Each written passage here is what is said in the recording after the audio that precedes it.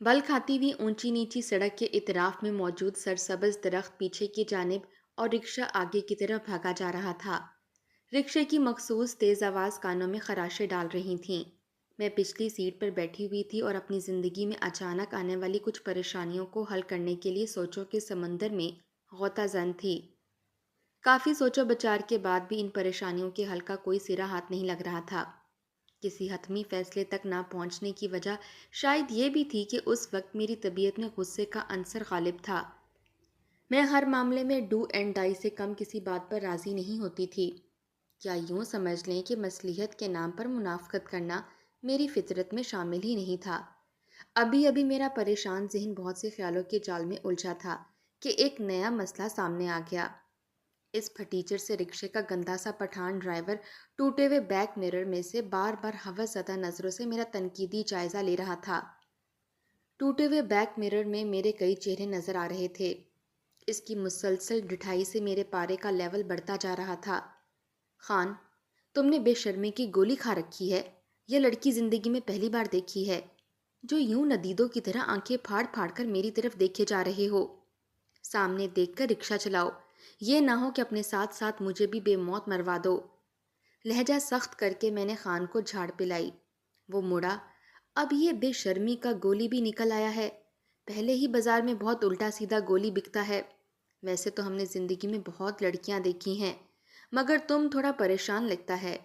कहीं घर से भागकर तो नहीं आ रहा, या फिर घर से भागने के बाद तुम्हारा दोस्त तुम्हें बेयारो मददगार तो नहीं छोड़ गया? अगर कोई ऐसी बात है तो हम तुम्हारी मदद करेगा, तुम्हें सहारा देगा। अगर तुम्हारा कोई शादी वादी का प्रोग्राम है तो बताओ, ये जमर्द खान कुर्बानी देने के लिए हाजिर है। इससे पहले कि मैं इसे कोई जवाब देती, रिक्शे का एक टायर सड़क पर मौजूद किसी गहरे खड्डे में जा लगा। रिक्शे की बुरी तरह डोलने से मेरा सर दरवाजे के ऊपर मौजूद आहिनी रॉड से जा टकराया। जाहिर है, जब ड्राइवर का ध्यान सामने की बजाय पीछे की तरफ हो तो ऐसा हादसा होना कोई बड़ी बात तो नहीं है। वो तो शुक्र है रिक्शा सामने से आती किसी गाड़ी से नहीं टकराया। मेरे जब हवास बहाल हुए तो मैंने सोचा कि अगर मैं इसे सबक दिए बगैर छोड़ देती हूँ तो यकीनन ये शख्स बहुत सी खवातीन को परेशान करने का सबब बन सकता है।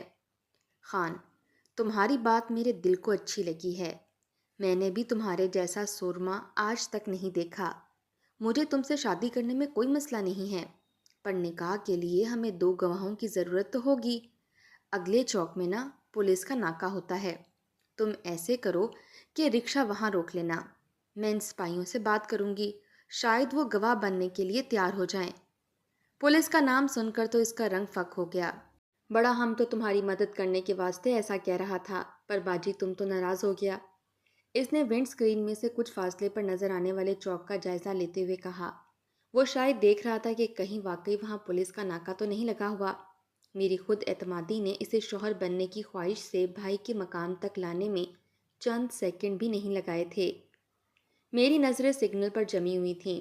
अभी हम चौक से पीछे ही थे जब सिग्नल की सब्ज़ बत्ती पहले पीली और फिर सुर्ख हो गई। इसके साथ ही ट्रैफिक रुक गई। जिस तरह मैं चाह रही थी कि सिग्नल रेड हो और इस खबीज को रिक्शा रोकना पड़े। रिक्शा रुका और मैं बाहर निकलते ही दूसरा रिक्शा लेकर अपने मैके पहुंच गई।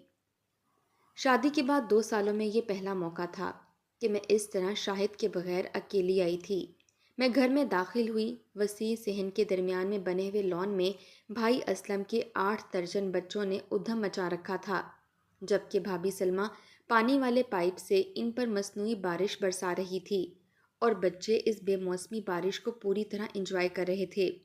अम्मी अब्बू बरामदे में बैठे बातें कर रहे थे। मुझ पर नज़र पड़ते ही भाभी के चेहरे पर अजीब सी तेवरी पड़ गई। इनके होंठ हिले और वो कुछ बुड़बुड़ाईं।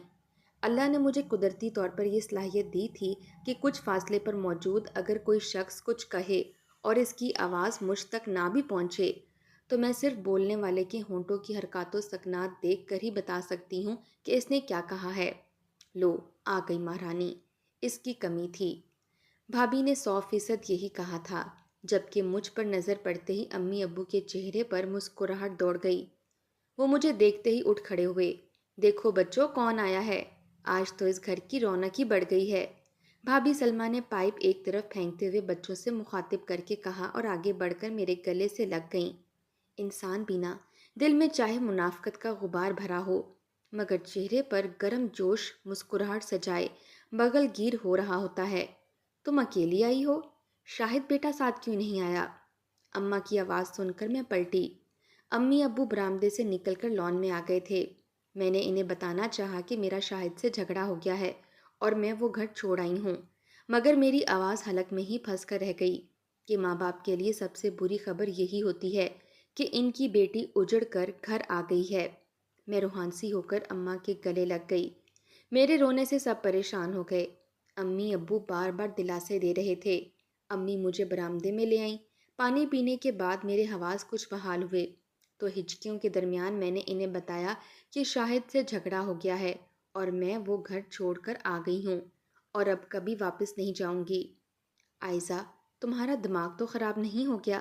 جو منہ میں آ رہا ہے بولے چلی جا رہی ہو، امی نے مجھے ڈانٹا۔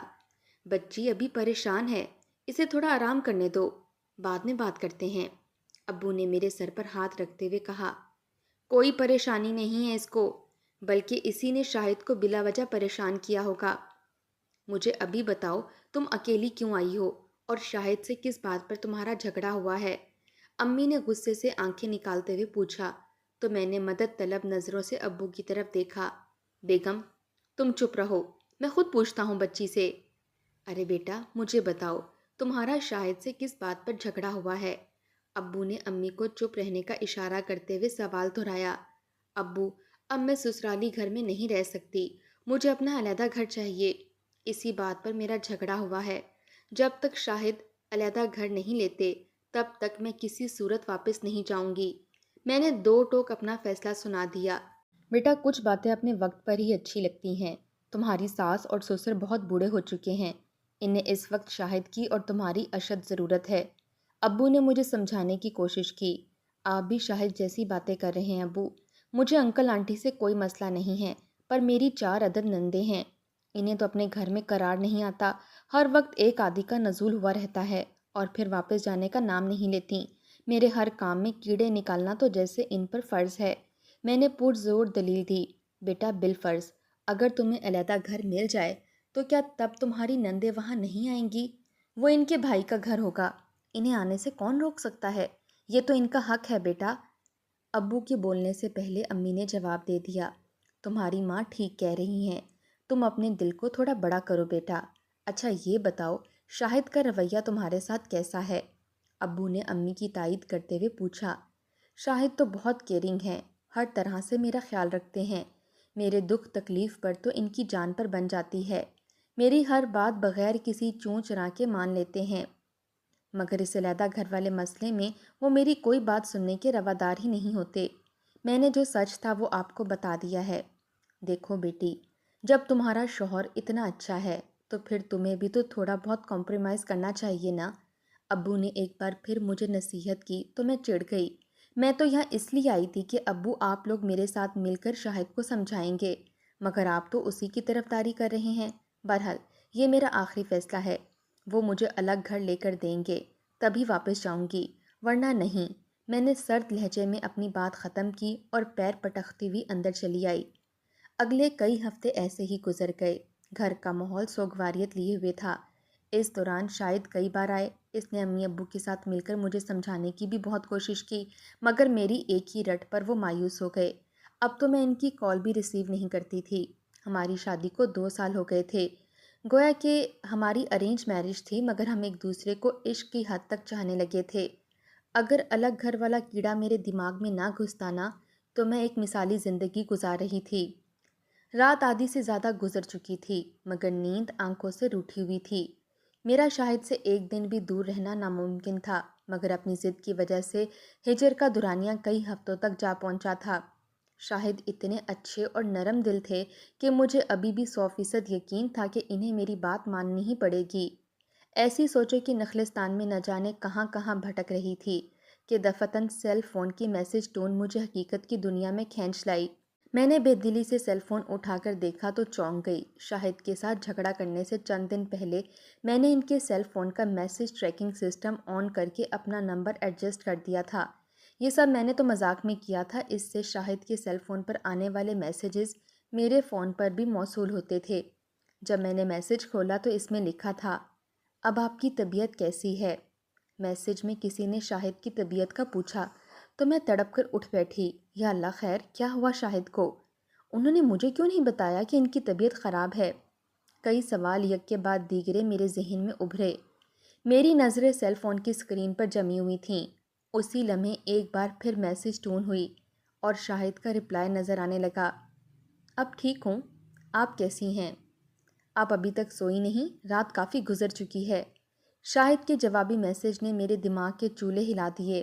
یہ آدھی رات کو کون ہرافہ تھی جسے شاہد جیسے شادی شدہ آدمی کا حال پوچھنے کا درد اٹھا تھا؟ غصے سے میرا دماغ گھومنے لگا۔ آج آپ دفتر نہیں آئے تھے؟ میں نے باس سے پوچھا تو انہوں نے بتایا کہ آپ کی طبیعت ٹھیک نہیں ہے، اس لیے مجھے فکر ہو رہی تھی۔ دوسری طرف سے اپنائیت کے ساتھ پوچھا گیا تھا۔ بس ہلکا سا بخار تھا، اب میں ٹھیک ہوں۔ بہت شکریہ مس عظمیٰ، آپ نے اپنا قیمتی وقت میرے لیے نکالا۔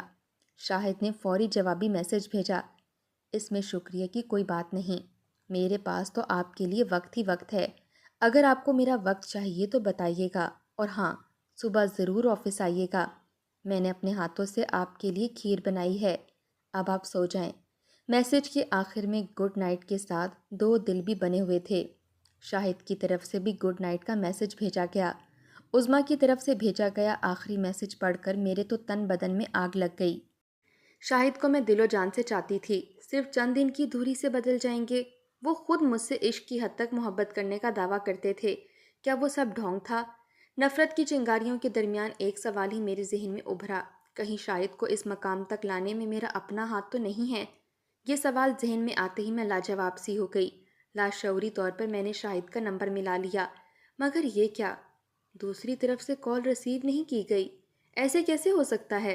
پچھلے کئی دنوں سے تو وہ مسلسل مجھے فون کر رہے تھے، مگر میں کال اٹینڈ نہیں کرتی تھی۔ چند دن کی ہی دوری نے انہیں بے نقاب کر دیا تھا۔ عشق کی جگہ بیزاری نے لے لی تھی۔ میں اتنے دن سے روٹھی بیٹھی تھی، مگر میرے دل میں بال برابر بھی ان کے لیے میل نہیں آیا تھا۔ آج بھی میں پہلے کی طرح اس بے وفا کو بے پناہ چاہتی تھی۔ میں مسلسل نمبر ٹرائی کرنے لگی اور وہ مسلسل کال ڈسکنیکٹ کرنے لگے۔ وہ روزانہ کئی بار مجھ سے بات کرنے کی کوشش کرتے تھے، مگر میں ہی ان کا فون نہیں سنتی تھی۔ مگر اب وہ بات کرنے سے انکاری تھے۔ مجھ پر تو جنون کی سی کیفیت طاری ہو گئی۔ شاہد کی بے رخی میری برداشت سے باہر تھی۔ وہ میرے بغیر جی سکتے تھے، مگر مجھ میں انہیں کھونے کا حوصلہ بالکل نہیں تھا۔ صاف لگ رہا تھا کہ اس حرافہ عظمیٰ نے شاہد کے دل میں گھر کر لیا ہے، اسی لیے تو وہ میرے ساتھ بات بھی نہیں کرنا چاہتے۔ میرے اندر نفرت کے طوفان نے تباہی مچا دی، جو سامنے آنے والی ہر چیز کو فنا کر دینے کے در پر تھا۔ نہیں، ایسا ہرگز نہیں ہو سکتا۔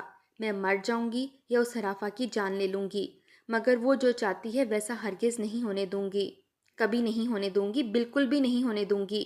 یہ گردان میرے اندر ایسے ہونے لگی جیسے کسی مدرسے کا بچہ بار بار سبق کو دہرا رہا ہو۔ اسی شش و پنج میں میں نے عظمیٰ کے نمبر پر کال کر دی۔ دوسری ہی بیل پر کال ریسیو کر لی گئی۔ اس کی آواز پیاری اور لہجہ سلجھا ہوا تھا۔ اگر شاہد کی طبیعت خراب ہونے سے تم اتنی بے چین ہونا اور نیند نہیں آ رہی تو چلی جاؤ اس کے پاس، ایک بیڈ پر دونوں کو بہت پرسکون نیند آئے گی۔ حرام زادی، تمہاری جرت کیسے ہوئی شاہد کو اپنے جال میں پھنسانے کی؟ میں صبح ہی دفتر آتی ہوں اور سب کے سامنے تمہارے کالے کرتوت بتاؤں گی۔ بعد میں تمہارے گھر جاؤں گی اور تمہارے ماں باپ سے سفارش کروں گی کہ اس سے پہلے تم ان کے منہ کو کالک سے مل دو، وہ تمہیں بیاہ دیں۔ میں نے ایک ہی سانس میں سارا غبار نکالنے کی کوشش کی۔ لگتا ہے آپ مسز شاہد ہیں۔ دیکھیں بھابھی، ہم ایک ہی ادارے میں اکٹھے کام کرتے ہیں، ایک دوسرے کی بیماری میں حال احوال پوچھ لیتے ہیں، اس میں برائی ہی کیا ہے؟ ویسے وہ بتا رہے تھے کہ آپ انہیں چھوڑ کر جا چکی ہیں۔ اگر یہ سچ ہے تو پھر آپ کو ہماری دوستی سے کوئی فرق نہیں پڑنا چاہیے۔ وہ میرے دوست ہیں اور اس مشکل اور کٹھن وقت میں ان کا ساتھ میں تو نہیں چھوڑ سکتی۔ آپ سے جو بن پڑے بھابھی، آپ کر سکتی ہیں۔ دوسری طرف سے میری گالیوں کو نظر انداز کر کے تحمل سے جواب دیا گیا۔ میں کوئی دودھ پیتی بچی نہیں ہوں جو تم مجھے اس طرح بہلا لو گی۔ یہ آدھی رات کو جو حال احوال پوچھ کر ٹھڑک کا جو خط اٹھا رہی ہو، نہ اس کے بارے میں اچھی طرح میں سمجھتی ہوں۔ اب اگر تم نے انہیں میسج یا کال کرنے کی کوشش کی تو مجھ سے برا کوئی نہیں ہوگا۔ یقین مانو، میں تمہاری زندگی جہنم بنا دوں گی۔ میری بات سنے بغیر ہی کال کاٹ دی گئی تھی۔ معاملہ میری سوچ سے کہیں زیادہ گمگیر تھا۔ عظمیٰ نے صاف کہہ دیا تھا کہ مجھ سے جو ہو سکتا ہے کر لوں، یعنی وہ باز آنے والی نہیں ہے۔ علیحدہ گھر لینے کی وجہ کی ضد نے مجھے کس امتحان سے دوچار کر دیا تھا۔ اپنے گھر کی خواہش میں گھر والے سے ہی ہاتھ دھو بیٹھی تھی، کہیں میں نے گھر سے نکل کر غلطی تو نہیں کر دی۔ علیحدہ گھر کا مطالبہ تو میں وہیں رہ کر بھی کر سکتی تھی، نہ میں گھر سے نکلتی اور نہ بات گھر اجڑنے تک پہنچتی۔ کیا شاید مجھے فارغ کرنے کا بہانہ ڈھونڈ رہے تھے؟ اگر مذاق مذاق میں میسج ٹریکر آن نہ کرتی تو مجھے تو عظمیٰ اور اس کے چکر کا علم ہی نہ ہوتا، اور میں اس کنڈیشن میں خلا کی دھمکی اگر دے دیتی تو انہوں نے تو مجھے فارغ کرنے میں 1 منٹ کی بھی دیری نہیں کرنی تھی۔ پچھلے 1-2 دن سے میں انہیں خلا دینے کی دھمکی کے بارے میں ہی سوچ رہی تھی۔ میرے خیال میں یہ آخری حربہ تھا جس سے شاہد کو راضی کیا جا سکتا تھا۔ وہ تو شکر ہے اللہ کا میں نے ایسی غلطی نہیں کر دی، ورنہ انجام تو پہلے سے ہی سامنے تھا، اور اپنے پیروں پر میں اس طرح خود کلہاڑی مار بیٹھتی۔ باقی رات میں نے سوچتے اور کسی خوفناک انجام سے ہوتے ہوئے گزار دی۔ صبح جب بھائی دفتر جانے لگے تو میں بھی اپنا بیگ لیے ان کے پاس پہنچ گئی۔ فوجی نے اپنے مورچے میں بیٹھ کر جنگ لڑنے کا فیصلہ کر لیا تھا۔ بھائی وہ دفتر جاتے ہوئے مجھے بھی ڈراپ کرتے جائیں، میں نے دھیمے لہجے میں کہا۔ کیا مطلب؟ تم جا رہی ہو؟ ایسے کیسے ہو سکتا ہے؟ جب اتنی ضد کی ہے تو تھوڑا انتظار تو کرو۔ میں نے بھی شاہد سے بات کی ہے کہ جب تک وہ علیحدہ گھر کا بندوبست نہیں کرتا تم نہیں جاؤ گی۔ بھائی نے حیرانی سے مجھے بتایا۔ میں اب انہیں کیا بتاتی کہ دیر کرنا میرے لیے مہلک ہو سکتا ہے۔ بھائی مجھے سمجھ آ گئی ہے، انکل آنٹی بزرگ ہیں، انہیں اس وقت میری بہت ضرورت ہے، وقت آنے پر سب مینج ہو جائے گا۔ ارے عجیب لڑکی ہو، جب میں یہی بات تمہیں سمجھا رہا تھا تب تو تم مانی نہیں۔ اب کم از کم اتنا انتظار تو کرو کہ شاہد تمہیں خود لینے آئے، تب جانا۔ اس طرح خود جانے سے تو ہماری سب کی ہوگی۔ بھائی نے انکار میں سر ہلاتے ہوئے کہا۔ اس دوران امی ابو بھی ہماری طرف متوجہ ہو چکے تھے۔ ابو اپنے گھر جانے میں کیسی سب کی، پلیز مجھے جانے دیں، کوئی آپ کو کچھ نہیں کہے گا، میں نے ایک بار پھر ابو کے سامنے التجا کی، تو ابو کی آنکھیں آنسوؤں سے بھر آئیں۔